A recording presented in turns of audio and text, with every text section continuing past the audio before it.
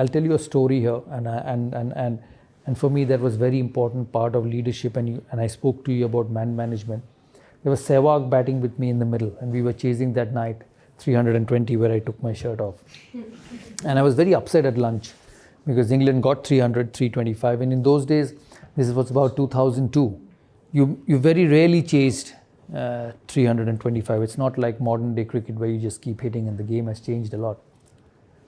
So I was walking down this long room at Lord's, and Sehwag was whistling behind me. He had his pack. He was that sort of a person.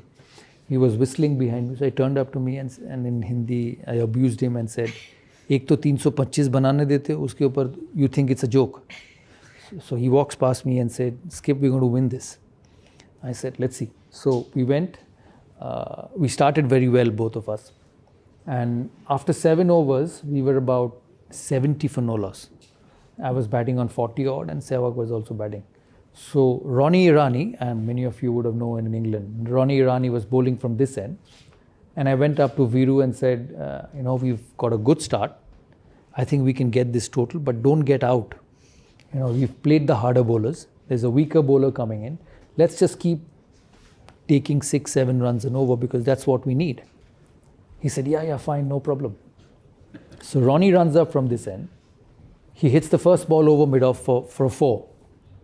So I was at the non-striker end. I went up to him, tapped and said, "Good shot. So we got 4 runs and over. Just keep rotating." He said, yes, no problem. So he goes back to his end. The next ball, Ronnie pitches it up. He hits it over the top, over mid-on. 1 bounce, 4.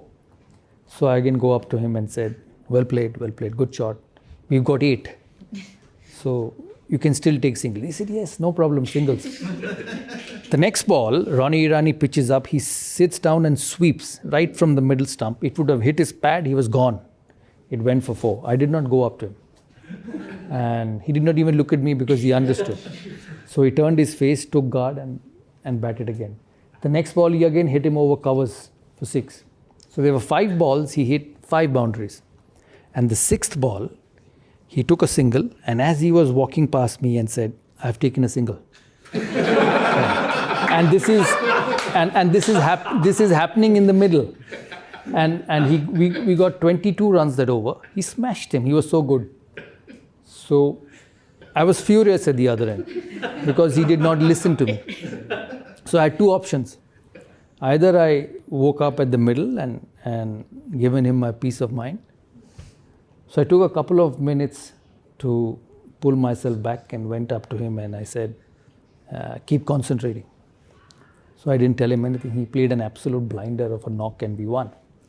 We finished the game, we won, and as I sat in this dressing room upstairs, he was slightly far away from me and I was sitting here. I kept thinking to myself, I said, today you won this game because that gentleman at the other end just took the opposition bowler on. And what were you thinking of telling him? That be conservative, take a single, go to the next over. But here was one person who felt that he could hit him for 20 in that over and turn the game around. And I say this to all of you here because sometimes as a leader, when you work with different people, you have your own way of doing things, your own way of being successful, and you go and tell him, hey, this is the way I think is right. Let's do it. And we'll win that way. But there's the other person who's more talented, who's more gifted, who looks at things differently and probably has a better solution than you. And it was Sehwag that day who had a better solution than me. And it taught me a lot. We did win the game, but it made me a better captain. And a couple of days later, I met him at the breakfast. I said, why did you do this? So first question he asked me, are you angry on me? I said, I was, I'm not anymore. He said, good. I said, I told you to play singles. Why did you hit him? He said, I felt that was the best thing to do at that particular moment. He said that was the best thing I felt would win India the game at that particular moment. And it was such a lesson for me on captaincy. I said, I have a Sehwag who's different. I have a Dravid who's different. I have a Ganguly who's different and I have a Harbhajan Singh who's different. They can't play the same way. So if I have to be successful, I have to understand that they win cricket matches their way. And I have to let them do that. And I think a successful group, a successful entrepreneur, along with your aims and goals and objectives of wanting to be successful, don't forget this very simple line and solution in your journey is that everyone's different.